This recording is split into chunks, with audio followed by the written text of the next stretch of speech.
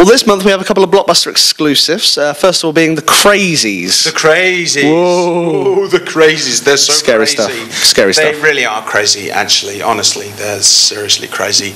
It's based on a 1973 horror film, a kind of classic of the genre by George Romero. Obviously, by classic, I mean only I've seen it late at night once years ago on television. But I remember enjoying it. I'm not super precious about it the way I am about George Romero's zombie movies, Night of the Living Dead, Dawn of the Dead, Day of the Dead, Land of the Dead, Tea Time of the Dead. Anything of the dead. The Dead in Space. Yes, I'm all right with them remaking this one. It's basically set in a small town. It still has the survival horror aspect of zombie films, only these people aren't dead. They've been infected by something in the water, and so almost everyone in town has gone psychotically, you guessed it, crazy. Really, really nuts, and chopping everybody up. There's a small group of not yet crazy people. We don't know if they're going to become crazy or if they're going to remain sane at all times, but they very sensibly try and escape town, and that is basically the thrust of the movie. That's what it's all about.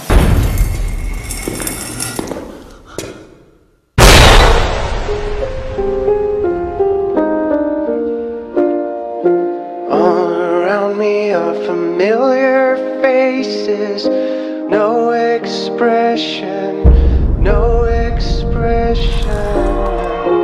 And I find it kind of funny. He's got it. You don't know that. It's okay, I'm not sick. Dreams in which I'm dying. Oh my God. Best I've ever find it hard to tell you. I find it hard to tell you. Run in circles.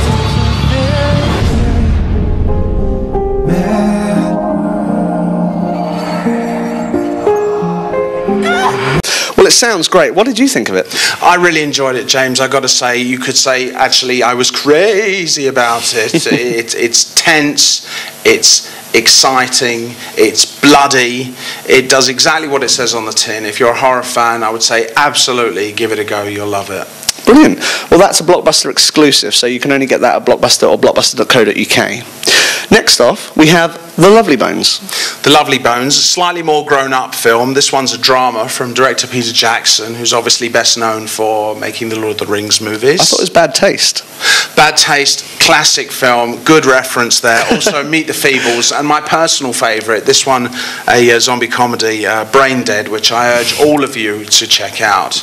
But The Lovely Bones, it's a drama also set in small-town America. It's about a young 14-year-old girl played by Saoirse Ronan, who's fantastic. Really fantastic actress. I think we're going to see great things from her in the future. Anyway, unfortunately for her character, she's murdered by the local serial killer, who's played by Stanley Tucci. Another great actor. Another great actor. And she goes up, if not to heaven, then to kind of God's waiting room, full of Peter Jackson-style special effects, showing you what a kind of wild and trippy place it is. She's looking down upon her family from heaven, and her moods, the way that she feels, kind of influences them, and it's really quite destructive at first. Grandma, Susie's in the in-between. I wasn't gone. I was alive in my own perfect world.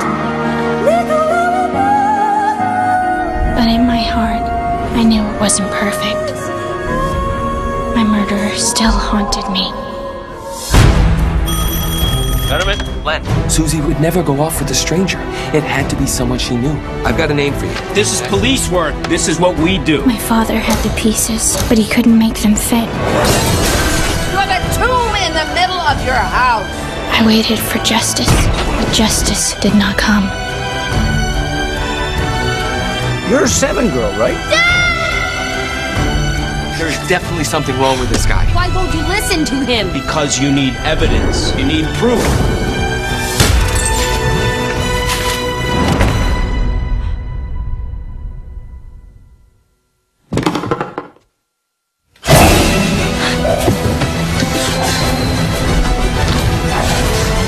Can't you just leave it alone? Dad! Come on, face me! Don't be afraid. obviously it's very challenging subject matter, but I found it quite compelling. I was very drawn in by the story. I thought Mark Wahlberg was very good. I'm not used to seeing him giving such a good performance. He was very good. Rachel Weisz was good. Susan Sarandon is in it. I don't want to keep using the word good, so I'll say she was great. Great. It was very sensitively made, well played, interesting, visually quite spectacular. Not what you'd expect given the subject matter, but I'd say check it out. It's Great. very different. Awesome. No, that sounds good. On to a less special effects driven movie next. We have Invictus. Invictus, directed by Clint Eastwood, who I have a deep man love for. Definitely a man love. Yes, definitely, but we'll move on from that. Quite the opposite of a Peter Jackson film in that it's extremely unflashy. There's no effects. It's very straightforward. It tells a very heartfelt tale, a historical tale set in 1995. Well, I don't think special effects are needed for this film. No, certainly not. Certainly not. It's the performances. That's what it all comes down to with Invictus. Brilliant. It's set in 1995, just after Nelson Mandela became the president of South Africa. And he's looking for a way to unite the country because basically back then the white people and the black people didn't get on apparently. Really? Yeah, I know. It was news to me. But it turns out it all worked out because basically Nelson told the captain of the rugby team just before the Rugby World Cup, who's played by Matt Damon, playing the captain, not the Rugby World Cup, that he wanted him to win it so that everybody could get behind that success. Times change. And we need to change as well. We become more than just a rugby team. Did you ever imagine this? How could I? Do you hear? Listen to your country. This is it. This is our destiny.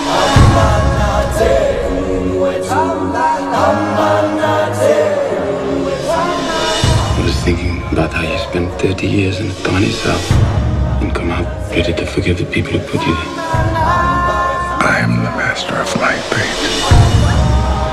I am the captain of my soul. I thought it was fantastic. What did you think?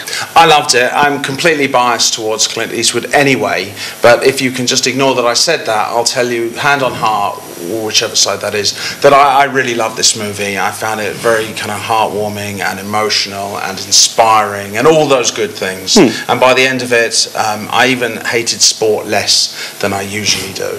Fantastic. Well, that is, of course, Invictus, and that's out this month as well. On to our last film now of the month. We have The Crazies. No, not The Crazies. Crazy Heart.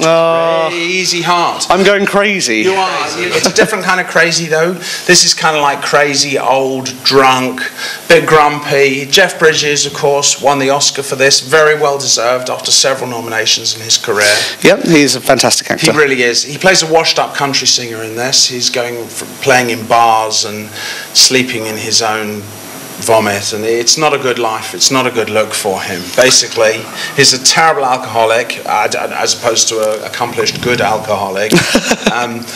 Into his life wanders this music journalist played by Maggie Gyllenhaal, who's got a bit of a quirky sensibility. You can kind of see her with Jeff Bridges, even though he's old enough to be her grandfather. Of course, I suppose technically. Anyway, this relationship, although doomed, it definitely inspires him to move onwards and upwards. So it's a tale of redemption with some country music in it that he sings himself, and I would recommend it. I thought it was marvelous. Great. This ain't no place. That's one hell of a song. Your mind. This is going to be your best year in the last 7. Never too late, son. Never too late. Pick up your crazy heart and give it one more try.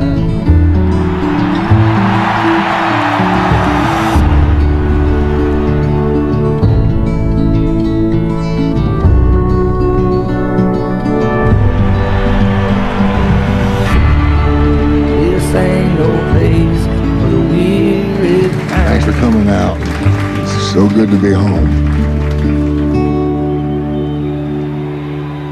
Well, it sounds great. I haven't had a chance to see it yet. Well, you're in for a treat. It's a really wonderful movie. I'd recommend it to everyone. You don't have to like country music, just like with Invictus, you don't have to like rugby. Brilliant.